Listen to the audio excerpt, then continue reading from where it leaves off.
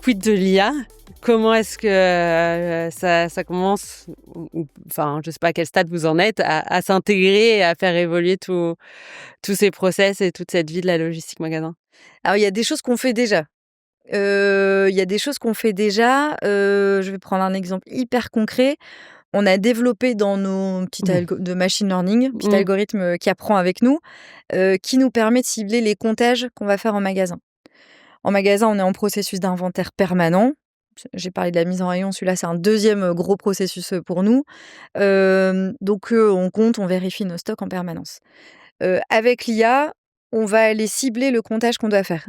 Exemple, et d'ailleurs de façon concrète, on a divisé par 3 le nombre de comptages qu'on réalise et on a identifié 7 fois plus d'erreurs en allant cibler les bonnes refs. Et comment on fait ça?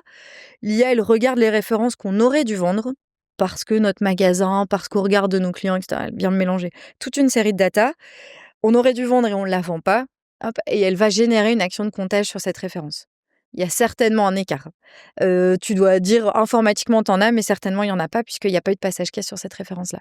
Donc voilà, donc on fait déjà ce type de choses-là. Deuxième chose qu'on fait, ça va être sur ce qu'on appelle les data packs des produits. Donc les dimensions, poids, etc. de nos produits. Si on se rend compte, l'IA va nous aider à détecter des erreurs. Et ça, c'est hyper important pour nous parce qu'une mauvaise data pack sur un produit nous amène à faire potentiellement le mauvais choix de transporteur, mauvais choix de facturation, parce que un transporteur de lourd, encombrant, volumineux coûte beaucoup plus cher qu'un transporteur de type colis. Et donc, pour nos équipes, pour nos clients, pour nos comptes, c'est assez vertueux d'avoir ça. Donc voilà, petit à petit, en tout cas, il y a déjà des choses qu'on a. Use cases. Il y a déjà des use cases et qui apprennent en continu, donc qui s'améliorent en continu.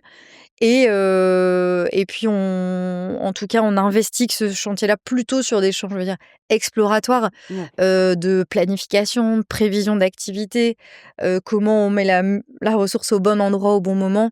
Je parle d'heures, évidemment, d'heures humaines, de mètres carrés potentiellement, nos pics, nos creux, au regard de nos flux, à quel moment on aura besoin potentiellement de débord, pas de débord, enfin...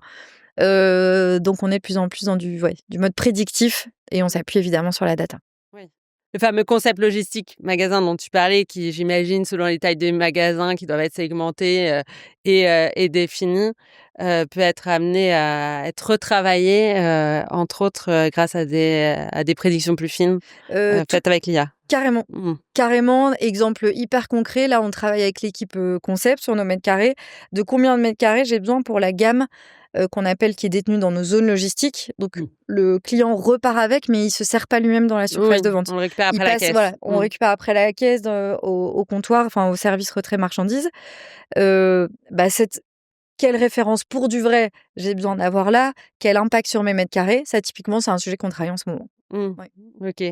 C'est marrant, je me suis amusée hier avant de préparer l'épisode à demander à ChatGPT c'est quoi le concept magasin d'une enseigne de bricolage dans 10 ans. Et quelque chose, ça m'intéresse de savoir si c'est quelque chose auquel vous réfléchissez, qui disait en fait demain, le client il vient encore plus pour un projet, parler de la cuisine pour sa cuisine. Et donc, ça va impacter la supply, entre autres les prévisions, de dire on prévoit par rapport à un projet et pas par gamme de produits, à la référence, etc., comme on peut le faire aujourd'hui. C'est des choses que vous voyez arriver, voire qui existent peut-être déjà en fait? C'est déjà là, ça va s'intensifier, on pense que oui, et on raisonne aussi beaucoup à l'usage. Donc nos clients, comment ils ont besoin de nous, comment ils nous utilisent, et l'exemple de la cuisine, il est assez parlant. Les projets cuisine, il y en a qui sont très gros, très petits. On se rend compte, les projets cuisine qu'on vend le plus, par exemple, c'est je vais prendre quelques caissons, quelques façades, et sans doute la petite cuisine dépannage qu'on va venir faire là. Et on a évidemment d'autres projets un peu plus costauds, mais donc oui, le mode projet, sur ces projets-là, lesquels sont attendus en immédiat par nos clients, et sur lesquels, est-ce que si je l'ai la semaine prochaine, c'est très bien. Et toute cette finesse-là, on la travaille déjà. Avec ce podcast, j'ai envie de rassembler une véritable communauté de professionnels qui apprennent les uns des autres. Alors dites-moi, qui aimeriez-vous entendre ici? Qui pourrait partager une perspective enrichissante?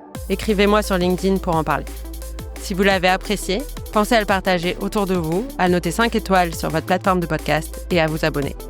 D'ici là, prenez soin de votre supply chain et à très vite.